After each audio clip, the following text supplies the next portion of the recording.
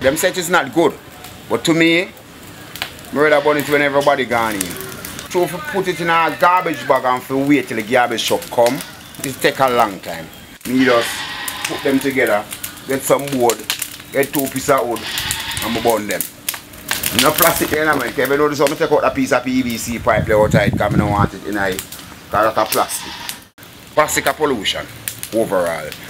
To them, that's the better way to get rid of it. I'm just burn trash and board and wood.